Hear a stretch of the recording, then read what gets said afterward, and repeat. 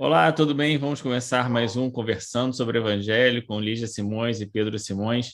Agora no capítulo 24 do Evangelho, não ponhais a candeia debaixo do alqueire. Tudo bem, Lígia Simões? Tudo bem, Pedro, e você? Tudo jóia também. Lembrando que quem não assistiu as nossas conversas anteriores, que já são muitas, tem um cardzinho aqui em cima que você pode acessar e rever alguma conversa. Se você perdeu alguma, né, algum dos capítulos, pode acessar aí a nossa playlist, em que você vai poder ter acesso a todo o material que a gente produziu até aqui, e mais umas palestrinhas, né, outras coisinhas que a gente vai colocando no nosso canal, que sempre enriquece também a nossa discussão espírita. Vamos começar então Olha com só, vamos começar, mas eu isso. queria fazer duas observações aí com você. A primeira, sobre esse capítulo 24, no meu canal, eu tenho dois estudos que fiz para o Boa Nova, sobre subtítulos desse capítulo, que podem também ser consultados. Eu tentei hoje fazer uma abordagem não repetitiva do que eu já falei, inclusive para enriquecer, né, a nossa reflexão. E talvez, Pedro, fosse interessante a gente já ir avisando a cada quarta-feira da nossa intenção de publicarmos os estudos, agora 2 vezes por semana, para podermos encerrar esse estudo no final do ano. Você acha conveniente? Sim, vamos fazer isso. A gente vai ia também gravar um vídeo, né, falando sobre isso. Mas essa é a intenção, é terminar os nossos estudos até o final do ano, não deixar nada para o ano que vem. E aí, às quartas e sextas-feiras, a gente vai publicando ah, os capítulos, né, que a gente for Os estudando. novos Os novos capítulos, capítulos, quarta exatamente. e sexta-feira, às Isso, 9 horas. isso, Eu quarta e acho que sexta-feira. a cada novo estudo a gente pode ir lembrando isso. Isso, claro, claro. Vamos começar então aqui o Não Vamos ponhais a candeia começar. embaixo do alqueire. Eu acho que a ideia principal desse capítulo, ela é muito clara em relação ao título, né? É a ideia de que a gente deve dar o testemunho daquilo que já sabemos, daquilo que já acreditamos, que a gente não deve se esconder, né? Ou esconder as nossas crenças. A gente deve, ainda que isso possa custar, né, para cada um de nós nas nossas vidas, né, inclusive naquilo que a gente pode ter de ganhos na vida material, né? Se a gente acabar perdendo na vida material para dar o testemunho das nossas convicções, daquilo que a gente já sabe, a gente deve fazê-lo, né? Eu acho que essa é a ideia do não ponhais a candeia embaixo do alqueire, que seria assim uma ideia geral do capítulo. É bastante importante isso, se a gente perceber que esse convite ao testemunho daquilo em que acreditamos, o testemunho da nossa fé, vem depois de uma sequência em que nos lembra: somos trabalhadores da última hora, o tempo é agora, e é interessante a gente observar que a própria a simbologia da passagem da candeia, a candeia, ela, para funcionar, ela precisa do azeite, de um azeite que queima. Então, eu entendo que esse azeite que se consome para que a luz faça, simboliza para nós o sacrifício do interesse pessoal, o sacrifício dos ganhos no mundo material. É o azeite que se consome. Bonita essa metáfora, né? Essa Bem simbologia, bacana. Eu não tinha pensado nessa ideia do azeite que se consome, né? para É, que a luz se faça. aham. Eu me lembrei agora de uma história narrada por Humberto de Campos, naqueles livros de pequenas crônicas de Humberto de Campos, né? Que ele conta de dois amigos que eram intelectuais, assim, e tal. Você conhece a história? Conheço da estante no quarto? É, da estante no quarto, exatamente, exatamente. Então, que eles eram muito amigos, para quem agora não conhece, né? Então, um deles era espírita e deixava os livros espíritas na estante do quarto, ali meio num lugar meio reservado, né? Meio Meio escondida. escondido. E os dois desencarnam, se encontram no mundo espiritual, e aquele que não era espírita cobra dele: ué, mas como você já sabia disso tudo e não me contou? Eu era o seu melhor amigo, né? E E você você não me não me falou nada disse disso, né? dessas verdades. É Dessas muito verdades, né? Como é que importante você mesmo. escondeu tudo isso de mim, né? Isso é interessante, Pedro, numa época em que nós temos uma oposição muito marcada nessa questão da comunicação. Ou nós, e Kardec vai chamar atenção para isso, nos expomos querendo muitas vezes convencer os outros Numa ação daquilo em proselitista, que né? acreditamos, numa ação proselitista, ou nós economizamos, Fingimos né? que não era com a gente, né? E não, isso é uma coisa minha, muito É, reservada, e eu não divulgo isso. O que acaba sendo, segundo Kardec, uma covardia, uma falta nossa.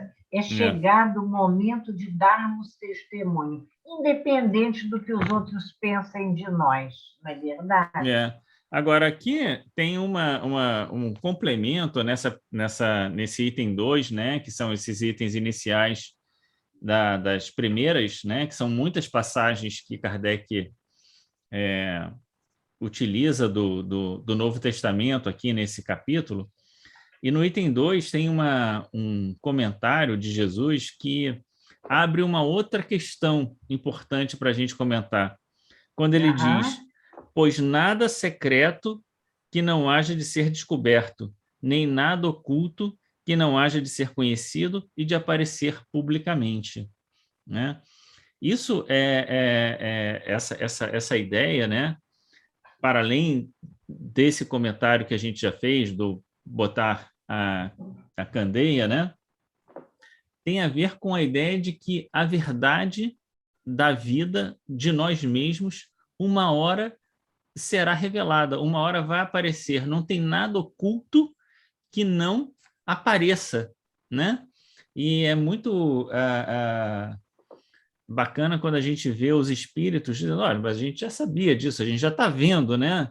Aquilo que você acha que você está escondendo, na verdade, né, já está revelado, né? Então, isso me parece muito importante, porque a gente não pode viver, lembrando a história da iniquidade, né? A gente não pode viver como se a gente estivesse escondendo alguma coisa de alguém ou de nós mesmos, né? A nossa verdade. verdade, ela sempre vai preponderar no nosso destino espiritual. Embora Kardec, nos itens de 4 a 7, explique magistralmente para nós a sabedoria de Deus manifesta através dos espíritos superiores que dosam o conhecimento da verdade de acordo com as nossas possibilidades. Para além dessa certeza, dessa verdade que vai nos sendo trazida na medida em que a nossa inteligência e a nossa moralidade vão nos preparando para um entendimento numa dimensão diferente dessa verdade, isso nos traz uma outra percepção, um contraponto, que é de entendermos que muito daquilo que nós ainda hoje não entendemos e que parecem para a gente coisas ocultas ou mistérios, como foi chamado durante tanto tempo pelas religiões, apenas são conhecimentos que ainda estão aquém da nossa possibilidade de entendê-los. Então, a nossa demanda de um esforço, de estudo, de vivência para adquirirmos uma maturidade e o entendimento do a quem tem, mais será dado. E àqueles que menos têm, até o que parece que tem será tirado. Aí a gente compreende bem que, à medida que a gente vai ganhando mais maturidade, nós vamos tendo acesso a mais verdades, se a gente pode dizer assim, não é? Na verdade, porque quando Jesus diz, porque aqueles que têm, como é que é? Olhos de ver e ouvidos de ouvir, né? Na verdade, todos estão escutando a palavra, né? Mas a capacidade de compreensão e de derivação daquilo que está sendo falado, quer dizer, mas o que que isso significa, não é? E dessa derivação é que você vai ter mais entendimento, né? Com Então, certeza. nem todos, e aí a gente volta para nem todos que dizem Senhor, Senhor, né? Nem todos o que escutam ouvem, nem todos que enxergam veem, né? Essa ideia, né? Uhum. Isso. E depois isso vai aparecer quando Kardec também vai explicando as passagens do Evangelho, chama a nossa atenção para a inutilidade de nós querermos forçar a barra, né? Com aqueles que ainda não estão interessados em conhecer essa verdade. E é muito bonito, a gente chama a atenção e convida a leitura do item 4 quando Kardec fala do tempo das gerações. Bonito demais. As Uhum. gerações têm sua infância, sua juventude e sua maturidade.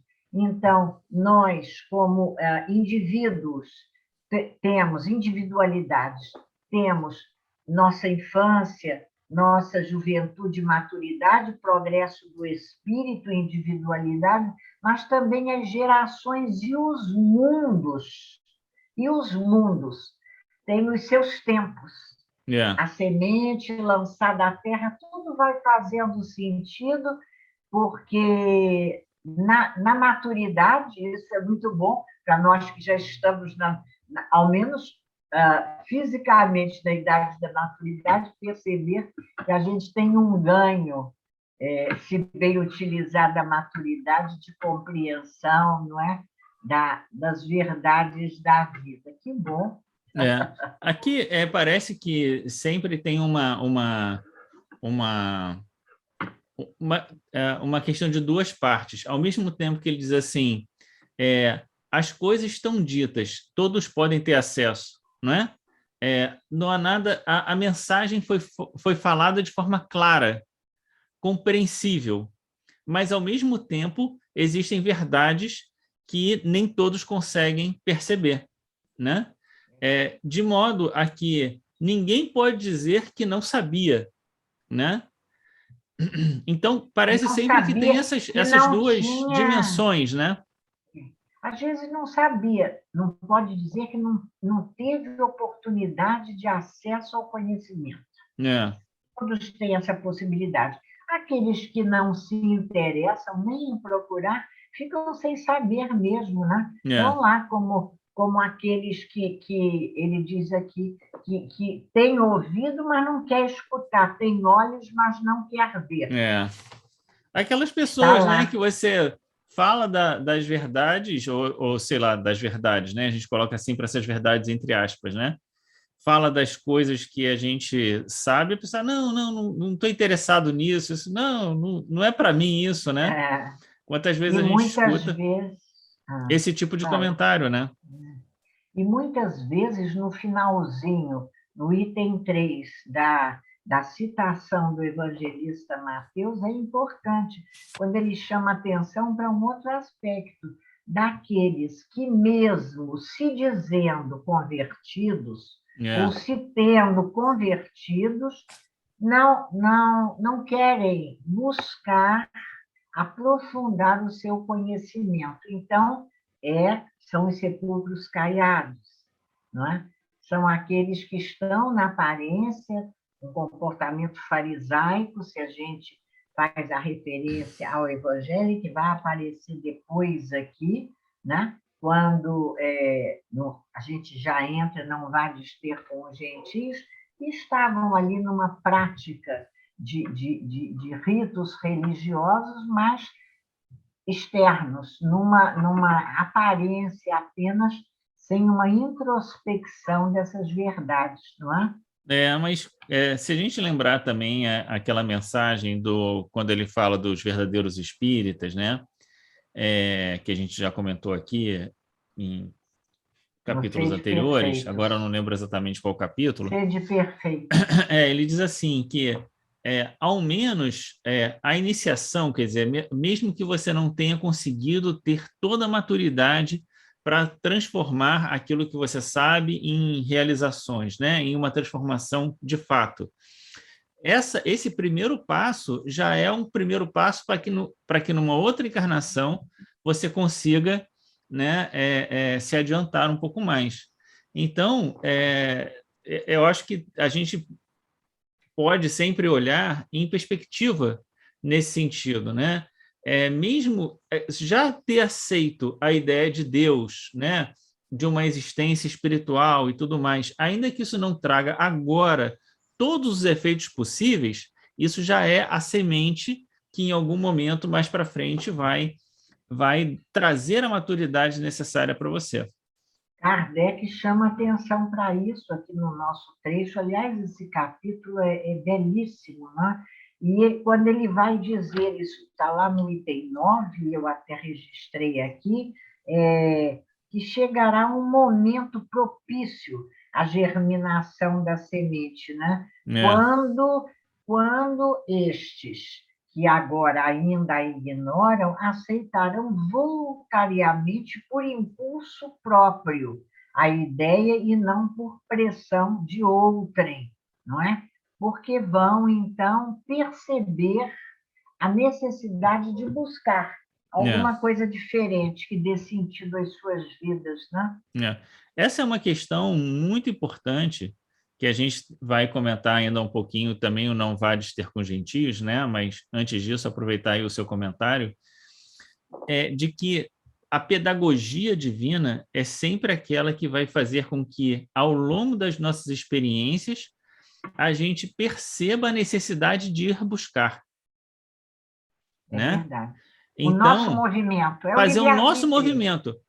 Nunca é de fora uma obrigação. Não, você não está obrigado a nada, né? Não. Mas você vai ter as experiências na vida e você mesmo vai chegar a essa conclusão pelas suas experiências, né?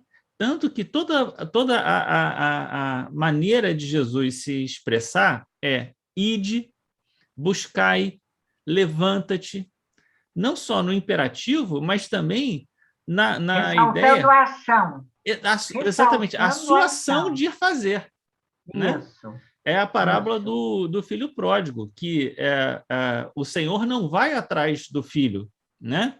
Ele deixa que o filho tenha experiência, espera o tempo do filho, que o filho perceba que ele fez a escolha errada e volte. Ele volte com as suas pernas para a casa do pai, né?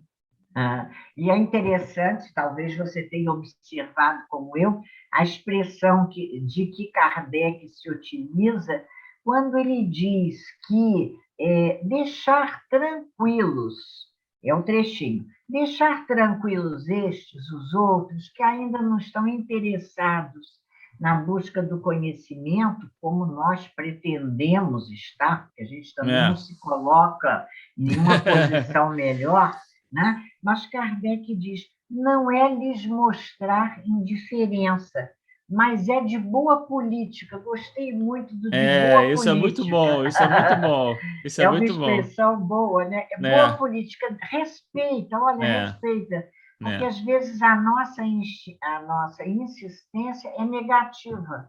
Exatamente. Cria irritação no outro, cria irritação. E a gente tem que ter muito cuidado com isso. É um proselitismo, né? E às vezes é um proselitismo disfarçado, né? Que não se diz de pretensão, proselitismo, né? Mas é aquela história, se a pessoa veio aqui na casa espírita, então vai ter que escutar a palestra, vai ter que escutar o não sei o quê, vai ter que escutar não sei o quê, e às vezes ela foi na casa espírita procurando outra coisa, né? Às vezes é o recurso da assistência, às vezes é isso, às vezes é aquilo, e não necessariamente tem que ser obrigada, né, a essa doutrinação, né? Que quase que né? A pessoa tem que passar, né? Mas eu acho muito bacana essa passagem da boa política, que eu assinalei também, que eu ia comentar também, mas essa ideia de que mais vale abrir os olhos a 100 cegos que desejam ver claro do que um só que se compraz na treva, né? Então, aqueles que não querem ver, deixa, porque uma hora, né? Pode ser que não seja nessa vida, né? Eles vão desejar. Isso é tarefa deles com Deus. A gente não precisa se meter meter a nossa colher nisso. Se Deus dá o tempo, né? Quem somos nós? E dá um tempo para nós também, né? Porque cada coisa tem que vir no momento oportuno, diz Kardec.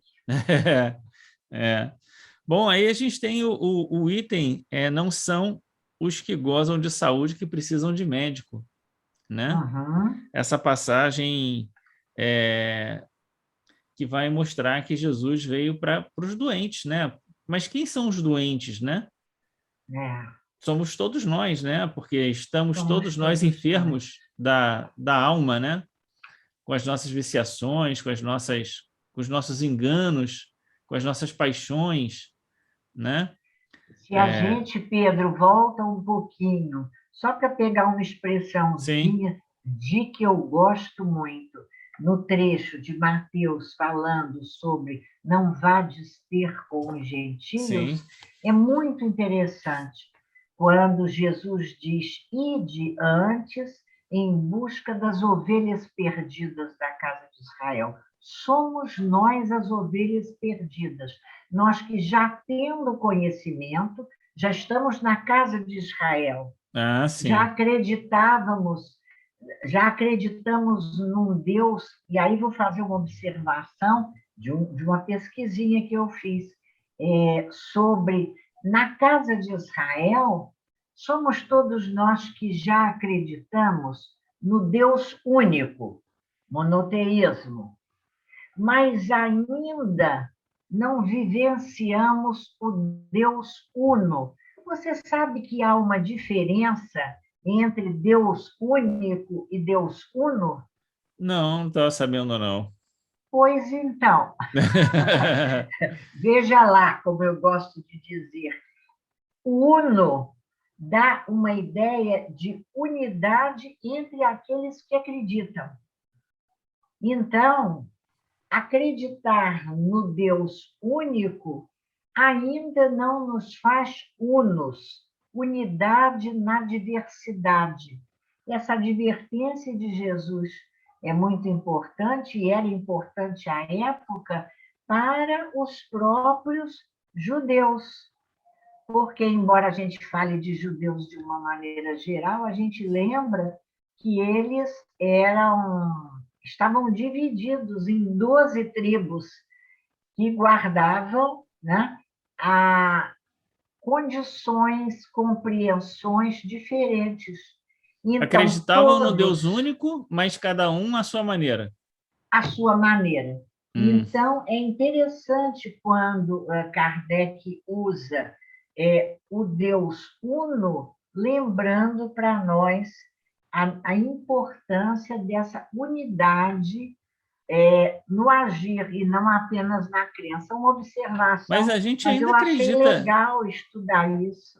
Mas a gente ainda acredita no Deus único, né? E não no Deus uno, porque há interpretações muito diversas sobre Deus, né?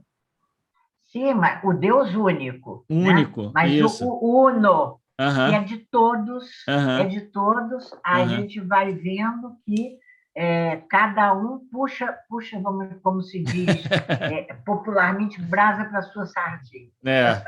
A ideia do Deus uno seria a ideia de que, a despeito de alguma diferença que exista de compreensão sobre Deus, né, a gente consegue né, ter sei lá, o quê? Um sentimento único? O que seria? Viver a Ah, fraternidade. sim, Percebermos nos sim. irmãos, não é Sim, verdade? perceber nos irmãos, a despeito de algumas diferenças A na grande compreensão. família universal. A Entendi, grande família entendi. universal que somos. E aí os doentes somos todos nós, ovelhas perdidas da casa de Israel, ainda distantes de conseguirmos vivenciar aquilo tudo em que já acreditamos, o É, saber e o sentir e o vivenciar. é. Mas E é olha, curioso aqui nessa passagem, porque Jesus diz, né, que a passagem de Mateus estando Jesus sentado à mesa na casa do homem, Mateus vieram aí ter muitos publicanos e gente de má de má vida, vida, né? E a gente já tem comentado essa ideia de que Jesus vai sempre colocar naqueles, entre aspas, né, de má vida,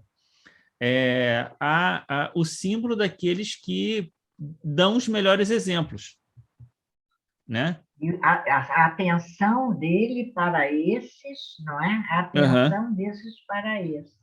aham. E E, no ele diz, fundo, né? somos todos essas pessoas de má vida, né? A despeito Ainda, de nos acharmos, né, homens de bem, né?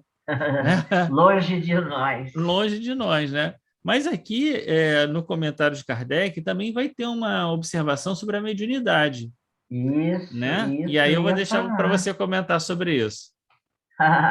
É, inclusive, dando sequência, inclusive a concessão da mediunidade, que muitas vezes, de forma errônea, nós entendemos como um privilégio de alguns que estão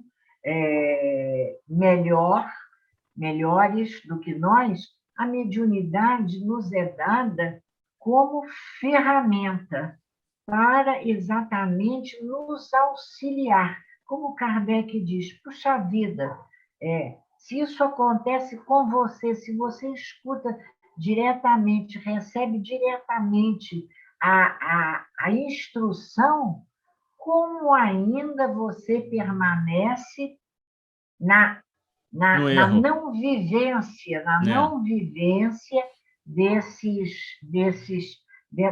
desses princípios que nos são ensinados através da mediunidade. É muito bonito quando ele diz: a mediunidade é conferida sem distinção para todas as camadas e todas as classes, aos retos,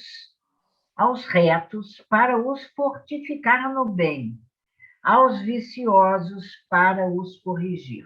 Pronto. Se você se Matou, considera reto, aham, matou. matou a Se você se charada. Não tem mais o considera que dizer, reto, né? não tem. Então, é para você ainda se fortificar mais nessa ação no bem. E se ainda vacila, e nós somos luz e sombra, estamos lá e É. cá, A ideia nas do pirilampo, nossas, né? na nossa viciação, nós precisamos da correção e a mediunidade, que não implica necessariamente em conquista espiritual, e sempre é muito importante a gente ressaltar isso, está no primeiro, segundo, terceiro parágrafo. Agora eu presto muita atenção para contar os parágrafos, certo? E você não me corrigir. Então, diz aqui no terceiro parágrafo: a mediunidade é inerente a uma disposição orgânica de que qualquer homem pode ser dotado. E a gente sabe que muitas vezes ela é um instrumento, repetindo, para aqueles que, como diz o livro dos médios, possuindo a disposição orgânica, e não vamos comentar porque não é o tema Livro dos Aham. Médios, mas está lá no Livro dos Médios, ainda prescindem do desenvolvimento moral. A mediunidade é faculdade radicada no organismo, independente do desenvolvimento moral do médium, Né? né? Então, nesse Uma vez eu sentido, escutei um comentário sobre a mediunidade que era assim: a mediunidade é simplesmente a possibilidade de ter relação com os espíritos. O problema é sintonizar com os espíritos superiores. Com certeza. E é muito interessante também Porque a a gente faculdade, como faculdade, pode servir para qualquer tipo de espírito, né? E O por pro... que é que serve para qualquer tipo de espírito? E por que que ela está radicada no organismo? Aí também um pouquinho do conhecimento lá da história, né? Que eu venho aprendendo, você sabe, devagarinho, e tenho valorizado muito esse aprendizado. Então, dou aqui o crédito ao estudo que a gente vem fazendo. Os judeus, eles acreditavam ainda naquela época na todos os fenômenos que aconteciam espirituais eram creditados a Deus. Quem fazia era Deus.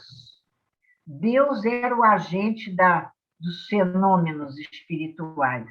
E hoje a gente já entende isso, e o Espiritismo nos veio explicar como uma disposição orgânica resultado de um desenvolvimento de capacidades anímicas, também e ainda independente do desenvolvimento moral. Então, muitas vezes, pasme, e discorde de mim se puder, a nossa capacidade mediúnica foi conquistada em ações menos boas. Uhum. Eu também acho.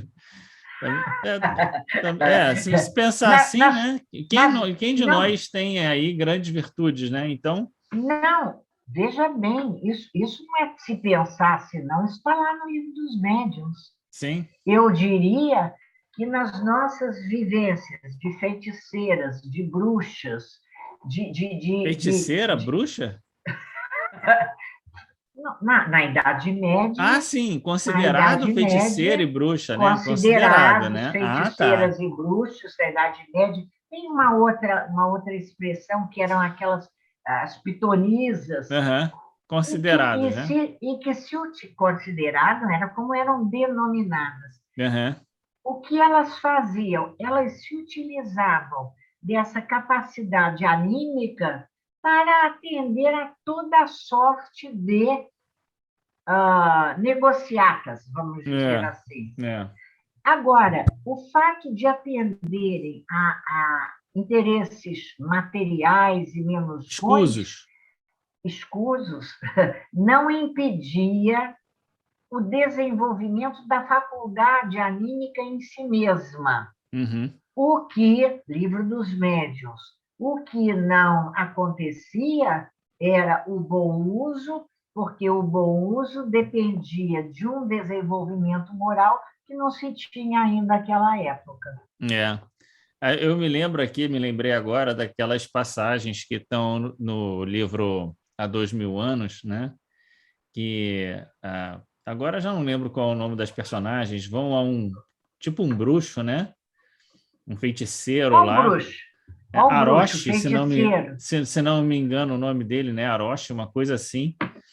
E aí ele vai dizendo, olha, agora você vai ter uma chance. Olha, agora você não vai ter uma chance. Isso aí só vai acontecer, mas vai fazer as coisas que você tem para fazer. Depois você volta aqui, que quem sabe você vai ter uma chance daqui a alguns anos, porque isso vai acontecer. E ele ali fazia tudo isso por dinheiro, né? Olha Né? aí, os É. feiticeiros. O que era isso? Era esse uso da mediunidade. Agora, nesse capítulo, para mim, o ponto alto é a coragem da fé. Nossa, mãe, que coisa tão linda! Comentário curtinho de Kardec, mas forte. Né? É. Kardec bota para a gente aí o merecimento proporcionado, proporcionado às circunstâncias e à importância do resultado. O sacrifício do interesse pessoal, o bem-estar do outro, importância do resultado, não é? E ele fala que quando a gente foge do testemunho, constitui covardia. É.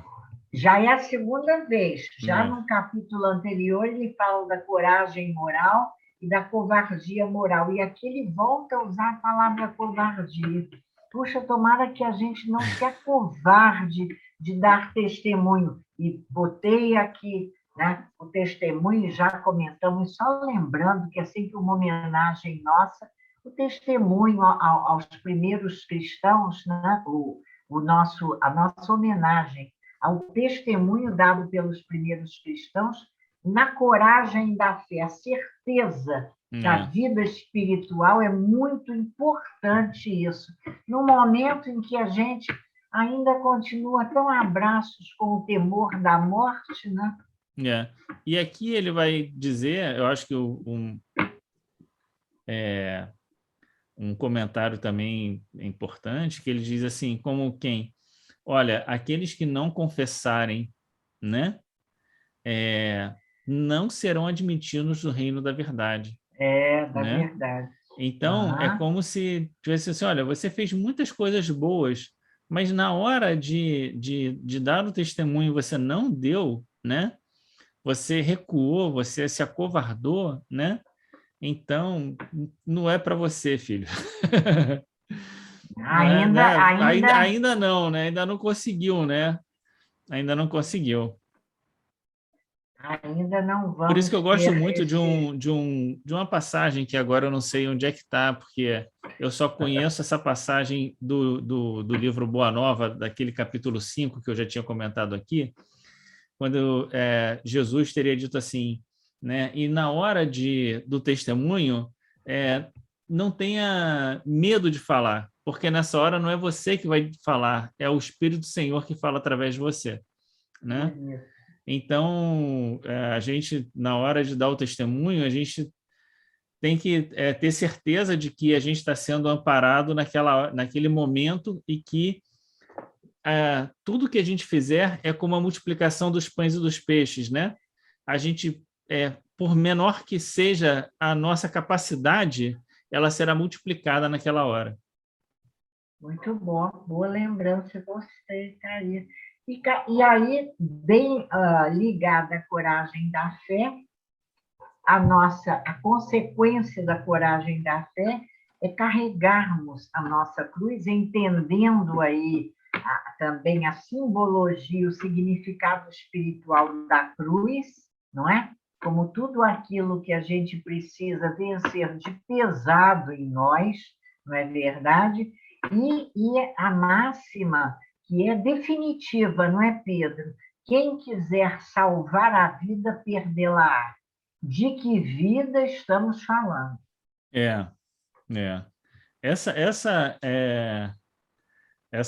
Esse comentário, aquele que quiser ganhar na sua vida, perdê-la-á, realmente é da gente pensar muito, né, nas nossas prioridades da nossa vida, naquilo que a gente acha que é realmente importante para nós, né? De que vida a gente deseja de fato viver, né? Qual é a vida que a gente é convidado a viver, né? Com as crenças cristãs, né? Com efeito, de que serviria a um homem ganhar o mundo todo e perder-se a si mesmo? Perder-se a si mesmo. Forte, definitivo. E depois Kardec vai lembrar, no último item, que é o 19, ele diz: rejubilai-vos quando os homens vos odiarem e perseguirem por minha causa. Olha, isso é definitivo. Tomada de posição. Tomada de posição, exatamente. É aceitar as consequências, né? Essa ideia do rejubilar-se. Porque às vezes a gente diz: sofro, mas não reclamo. Sofro, mas entendo o sofrimento. Agora, a alegria, Teresa d'Ávila, que dizia: quanto sofro quando não sofro. Olha, quanto sofro quando não sofro. Rejubilai-vos. Essas duas passagens, é a cruz, né? É a cruz, essa passagem aqui, essas duas últimas passagens, elas são carregadas de muitos símbolos, né? Aquela ideia: quem quiser vir nas minhas pegadas, renuncie a si mesmo, né? Então, a ideia de renunciar a si mesmo, do interesse pessoal, né? E aí a gente Isso. pode fazer a conexão com o interesse pessoal, com as paixões, com as viciações, né? E associar com o devotamento, a abnegação, né? Que são as práticas da caridade, né? Só isso já é né? Se a gente pensar que a cruz ela não é uma cruz externa, das situações externas, mas é a cruz das nossas próprias fraquezas ainda, a gente já tem um bom campo de reflexão, né? Com certeza que fica muito lindamente, vou me permitir dizer assim, mas antes vou fazer um parênteses. Você reparou que nesse capítulo também não temos instruções dos espíritos? Não, não reparei. Pois é, nós temos, eu acho que quatro passagens do Evangelho, se não estou enganada, e os comentários de Kardec, mas sem instruções dos espíritos. Então, é Kardec quem termina o capítulo dizendo: tome a sua cruz aquele que me quiser seguir, e suporte corajosamente as tribulações que sua fé lhe acarretar, dado que aquele que quiser salvar a vida e os seus bens, renunciando-me a mim, perderá as vantagens do reino dos céus, enquanto os que tudo houverem perdido nesse mundo, mesmo a vida, para que a verdade triunfe, receberão na vida futura o prêmio da coragem, da perseverança e da abnegação. Coragem, perseverança e abnegação de que deram prova. Mas aos que sacrificam os bens celestes aos gozos terrestres, Deus dirá: já recebestes a vossa recompensa. A ideia dos últimos serão os primeiros, né? Coragem, perseverança e abnegação. Capítulo belíssimo que merece a nossa reflexão. Cuidadosa. Aqui eu acho, eu achei esse final espetacular, né? Eu tinha marcado aqui também, eu ia comentar isso ainda, né? Mas eu não queria deixar de passar, antes da gente terminar, de comentar só esse aspecto que a gente comentou assim muito rapidamente, né? Que aquela ideia: bem ditosos sereis quando os homens vos odiarem e separarem, quando vos tratarem injuriosamente, quando repelirem como mal o vosso nome por causa do Filho do Homem, né? Então, eu gosto de pensar que isso pode acontecer em qualquer instância da nossa vida, inclusive dentro da família. Entendendo que a palavra odiar, como Kardec já explicou em capítulos passados, e é sempre bom recordar, naquela época tinha um significado bastante diferente do outro. Toda a ideia de separação, de priorizar uma coisa a outra, era o odiar. Tanto que Jesus diz: aquele que me quiser seguir tem que odiar pai, mãe, irmão e tal. Mas eu acho que é exatamente nesse sentido aqui, né? De que você não estar conosco, não estar conosco. De você ter que, em algum momento, dizer assim: olha, tudo bem, eu respeito a sua posição, mas eu vou permanecer aqui na minha, né? É hora de marcarmos posição. Não na relação com o outro, mas no nosso comportamento, isso. Não é verdade? Mas e se isso acabar gerando uma divisão, não é? A gente tem que entender isso como parte desse processo. É isso que está sendo dito aqui, né? Exatamente. E eu queria fazer só mais um comentário sobre a questão da vida, né? De que você leu aqui esse finalzinho, né? Que mesmo aquele que perde as coisas no mundo, né? Até mesmo a vida. Até mesmo a vida. Jesus veio sempre trazer uma ideia de vida diferente, né? Porque ele diz: eu vim para que vós tenhais vida e vida em abundância. Mas estava todo mundo vivo, num certo sentido, né? Então, aparentemente não fazia sentido, mas ele estava nos chamando para uma outra vida, né? A que vida ele se Aqui, referia, né? exatamente, para uma outra vida. Eu vim para que tenhas vida, né? Então, é como se a gente ainda tivesse, quando a gente prioriza as coisas materiais, quando a gente prioriza, né, a nossa personalidade, o nosso interesse material, é como se a gente ainda tivesse adormecido, né? Sem conseguir compreender o significado das coisas, né?